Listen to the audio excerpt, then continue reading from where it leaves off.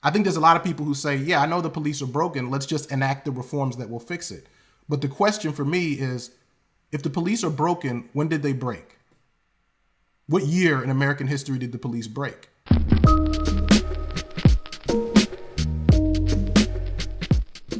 It seems really trite to say if you don't study history, you're doomed to repeat it. But nothing illustrates that more than the history of policing. Policing, in one form or another, has existed since colonial days. In the form of night watches, local sheriffs, and militias. But it wasn't until the 19th century that northern cities such as Boston created modern police departments as we would recognize them today.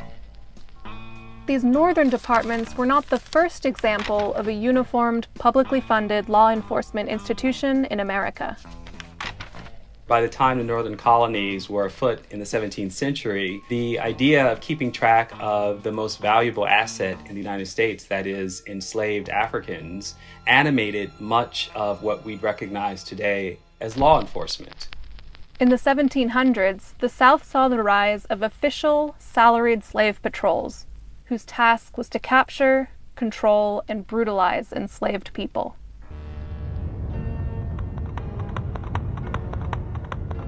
The initial acts that empower slave patrols and militias were acts that basically empowered all white people to surveil and punish all black people.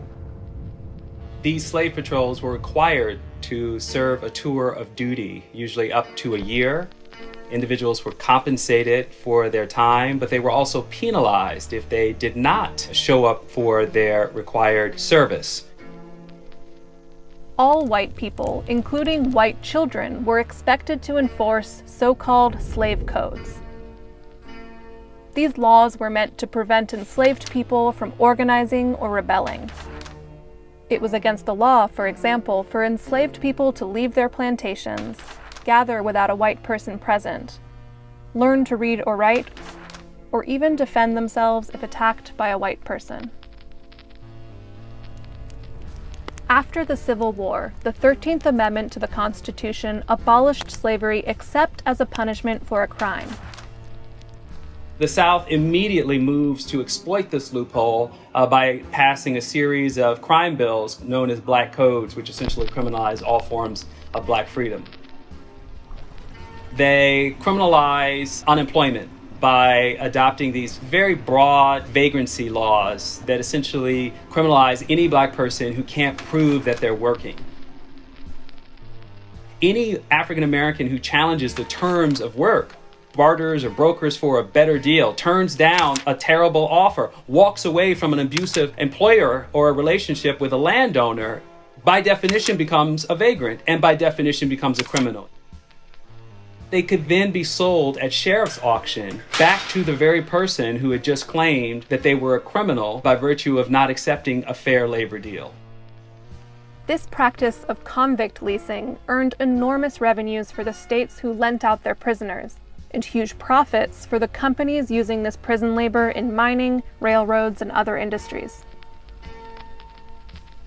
The new laws effectively re-enslaved those who had just gained their freedom and required new police to take over the former duties of the slave patrols. When you have black people serving in political offices for the first time, when you have black landowners in abundance, when you have black professionals, there are Reconstruction era judges, the stakes are even higher for this everyday performance of black subservience to white domination. It is the police who will ultimately serve that function of reminding black people, in many cases, their lower status in society. What we see is that that general way of thinking about race and thinking about disorderly people never really changes. It's kind of woven into the DNA. But it's not just because individual police officers are racist. It's because the institution was literally created to make sure that wealthy and powerful people could extract labor. Early police departments in the North had a similar goal to control labor, and were notoriously corrupt. The police functioned as an expression of political elites and powerful, affluent people who essentially wanted poor people to stay in their segregated slum communities. Police often functioned as enforcers of political machines, functioned one step removed from gangs. police often worked in the service of business owners who were faced with growing unrest among their labor forces in the wake of mass European immigration and rapid industrialization. One of the best examples of this is the Pennsylvania State Police. The institutions that precede the Pennsylvania State Police are actually private police forces which are owned by people who are running coal mines. And their job is explicitly to control the workers who are trying to unionize for rights. The story of policing in the United States is the story of systems meant to protect and serve only a fraction of Americans. It is this history that many of today's activists point to when calling for the defunding or even the abolishment of police. The cops not protecting us, we gotta protect us. The ability to police crime or inequality or poverty or races or whatever was the social problem to be solved by law enforcement was always an act of political power and discretion. And it just so happens that African Americans have stood in that position for the longest of any other population. What the history does is it allows us to decouple the idea of public safety from the idea of police. What actually protects women from rape and from sexual assault, right? What actually stops people in communities, both black and white, from killing each other? What kinds of things actually help people who are mentally ill? Are those things police? And I think very quickly, once you reflect on that, you realize the answer is no. We have to stop saying police are broken. We have to say police are working, and we need to create another institution to do public safety. What is the function of the law? When asked this question, most of us would answer easily, laws are intended to maintain order and promote justice, and as members of society, we uphold them. But what happens when those laws promote and spread discrimination and bigotry? In this episode of Origin of Everything, we'll be analyzing the discriminatory history of US law, tracing its origins in colonialism to the present-day penal system. In order to deconstruct this troubling history, we'll be looking at 4 distinct time periods of US law. First, we'll look at the foundation of legal discrimination based on race during colonialism. Next, we'll examine the system of chattel slavery to see how the legacies of colonialism translated into ongoing legal subjugation for Black subjects in the US. Third, we'll explore how Jim Crow laws extended legal discrimination into the 20th century. And finally, we'll discuss how the concepts of being tough on crime in the latter half of the 20th and early 21st century allowed the continuation and expansion of discriminatory laws under the umbrella of mass incarceration. By tracing this timeline, we'll be looking at the ways discriminatory legal practices have always disproportionately impacted Black and Brown communities, and how these legacies and laws continue to have adverse effects on vulnerable communities to this day. But before we get into the heart of how laws and sentencing structures can be discriminatory, we should clarify a few key terms, namely crime and punishment. And no, I'm not talking about the Dostoevsky novel of the same name. I'm talking about crime or breaking of laws and punishment, as in the penalty you pay as a result of being found guilty of committing a crime. Although we often think of these things as directly correlated, think of the old adage, if you do the crime, you've got to do the time, there's actually not a direct relationship between how much crime is committed and what types of punishment are meted out. In his book, Thinking About Crime, Sense and Sensibility in American Penal Culture, Professor Michael Tonry notes that nations with remarkably similar crime rates often have vastly different sentencing and punishment standards. He determines that crime rates and punishment rates often don't align, and that governments decide how much punishment they want. He writes, "This can be seen by comparing crime and punishment trends in Finland, Germany, and the United States between 1960 and 1990. The trends are close to identical. Violent crime rates in all 3 countries grew by a factor of 3 to 4, and homicide rates more than doubled. Yet the US imprisonment rate quadrupled in that period, the Finnish rate fell by 60%, and the German rate was broadly stable." So in this example, we see 3 countries with almost identical crime trends, with 3 starkly different ideas of punishment. Therefore, when we analyze how laws are broken and punishment is assigned, we have to look at why societies change their stances on crime and punishment. Tonry attributes this to a few factors, 2 important ones being moral panics and the sensibilities of a society. Moral panics, as he describes them, occur when a society sees a moral or social issue and overreacts as a result, which usually leads to increased rates of punishment or more severe punishment for offenders. Another cause is that societal sensibilities, or the attitudes and beliefs of the society, often change, which in turn changes the types of acts we consider crimes and the types of things we consider as just punishment. So although we're often taught to look at crime as directly correlated to punishment, there's actually an argument to be made that they're working somewhat independently of each other. Which brings us to our first stop in the history of legal discrimination in the United States: colonialism and slavery. After colonies were established in North America, colonists were subject to the laws and customs of England. In their essay Situating Colonialism, Race, and Punishment, Professors Jeeta Chowdhury and Mark Beeman explain how the development of slavery in the North American colonies, and later in the early United States, became dependent on the passage of discriminatory laws that specifically targeted people of African descent. They detail how, although the concept of discrimination based on ethnic or social groups dates back to antiquity, the idea that race was entirely based on skin tone and physical features evolved alongside the emergence of chattel slavery. Then the ideal was solidified with the emergence of scientific racism in the 18th and 19th centuries. Chowdhury and Beeman go on to note that although some of the original people of African descent who entered the English colonies came as indentured servants and were eventually set free, similar to English indentured servants, this quickly changed when colonists turned to chattel slavery as a source of consistent, exploited, and unpaid labor. They write, "In other words, slavery seems to have evolved, in part, as a punishment reserved for Africans originally indentured. English indentured servants, presumably protected by English rights and the Christianity they shared with their masters, avoided such punishment. From the 1640s through the 1660s, with the principle of lifelong involuntary servitude established for Africans in colonial America, individual colonies began enacting legislation declaring Negroes sent to the colonies and their offspring slaves for life. In short, slavery in British colonial America became a punishment for being black." With this important distinction, colonial America created the system of chattel slavery that sentenced black people to perpetual servitude. Slavery created an explicit relationship between race and the law from the earliest foundations of American society. And this new legal category meant that new forms of punishment and torture were invented to accommodate this shift in who could be considered a full person under the law. Soon, laws and colonial codes were written to regulate the control and punishment of the enslaved. Although slavery was not the first instance of race being tied to laws in the new colonies, the colonization of land in North America was based on the assumption that Native Americans did not have rights to the land they had inhabited long before settler colonialism declared North America as uninhabited.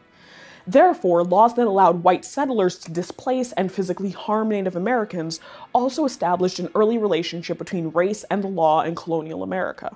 While most punishment was left up to slave owners and could include torture, brutal beatings, rape, and other inhumane cruelties, more serious punishment, such as execution, was sometimes left up to the discretion of judges for supposed offenses that occurred away from the plantation. But whether it was being dealt by overseers and owners or by the state, the result was a system of exploitation and legally supported subjugation that left black subjects almost entirely outside of the protections of the law. This system remained firmly in place in parts of the United States until 1865, with the ratification of the 13th, 14th, and 15th Amendments. But even these newly won freedoms could not guarantee the continuation of legal and extra-legal methods of racial and social control. Following the close of the Civil War in 1865, the US entered into a period known as Reconstruction, which lasted until the 1870s. Although there were some legal and societal victories for black subjects during this time, they were swiftly overturned and replaced by Jim Crow laws. Jim Crow introduced a set of laws that systematically stripped black citizens of their rights while also relegating them to inferior, separate but equal public facilities like schools, washrooms, and sections of the bus, among other indignities. Black citizens were denied access to basic rights like voting, while also suffering under the weight of racial terror imposed by groups like the KKK and other white supremacists who organized lynchings and other forms of racialized violence. Jim Crow laws effectively relegated black subjects to second-class citizenship based on a racialized caste system where white citizens were privileged above all others. This system of disenfranchisement was also supported by methods of financial control like sharecropping, which effectively reinstated the financial inequity of slavery through unfair practices. And systems like convict leasing guaranteed that black people would be returned to a system almost identical to slavery in everything but name. With convict leasing, private businesses could rent the labor of prisoners to complete tasks. The businesses would pay the state, and the prisoners would be forced to perform labor for free. As a result, Southern states started incarcerating newly emancipated Black citizens at a higher rate, for anything from petty theft to vagrancy to other vaguely defined laws. This practice lasted from the late 19th century into the early 20th century. For more on the convict leasing system, check out our episode, Why Do We Have Private Prisons?, right here on our channel. The story of Jim Crow finally came to an official end with the emergence of the modern civil rights movement of the 1950s and 1960s, when civil rights leaders and activists fought to have these decades-long practices rolled back. But that only led to new ways of racialized legal discrimination. In her book, The New Jim Crow, legal scholar, civil rights lawyer, and advocate Michelle Alexander details the relationship between race and continued legal discrimination in the form of mass incarceration. In the 1960s, the prison population in the United States was around 200,000, but by the early 2000s, that number had exploded to over 1.5 million people in prison, with hundreds of thousands in other penal facilities. Think youth facilities, jails, and immigrant detention centers. And much of that increase can be attributed to Reagan-era war on drugs policies, although the war on drugs was first popularized by the Nixon administration in the 1970s. Popular wisdom connects these policies to the rise of crack cocaine across the US. However, according to Alexander, the official political campaign in 1982, known as the War on Drugs, actually predates the rise of crack cocaine addiction it was commonly assumed to address. She writes, "A few years after the drug war was declared, crack began to spread rapidly in the poor Black neighborhoods of Los Angeles and later emerged in cities across the country. The Reagan administration hired staff to publicize the emergence of crack cocaine in 1985 as part of a strategic effort to build public and legislative support for the war. The media campaign was an extraordinary success. The media bonanza surrounding the new demon drug helped to catapult the war on drugs from an ambitious federal policy to an actual war. Because of its cheaper price, crack cocaine use spread more rapidly in poor communities than its more expensive counterpart powder cocaine. After the war on drugs picked up popularity and speed, we began to see the rapid incarceration of minorities, oftentimes for non-violent drug-based offenses as a result. And those arrested for crack cocaine-related charges face much more severe sentences compared to other drug offenses. For example, it was common practice to follow the 100-to-1 rule. An op-ed in the New York Times explains, "In what's known as the 100-to-1 rule, federal law mandates a 10-year sentence for anyone caught with 50 grams of crack, about the weight of a candy bar. To get a comparable sentence, a dealer selling powdered cocaine would have to be caught with 5,000 grams, enough to fill a briefcase." This wasn't rolled back until 2010 when Congress passed the Fair Sentencing Act. The act reduced the disparities between sentencing for crack and powder cocaine from 100-to-1 to 18-to-1. But despite the partial reversal of war on drugs policies, the US still imprisons more people per capita and overall than any other country in the world. And although African Americans made up only roughly 13% of the US population in the 2010 census, in many areas they are the majority of the prison population, even though they are not necessarily committing crime at a higher rate than white populations. As a result, Alexander writes, "Although this new system of racialized social control purports to be colorblind, it creates and maintains racial hierarchy much as earlier systems of control did. Like Jim Crow and slavery, mass incarceration operates as a tightly networked system of laws, policies, customs, and institutions that operate collectively to ensure the subordinate status of a group defined largely by race."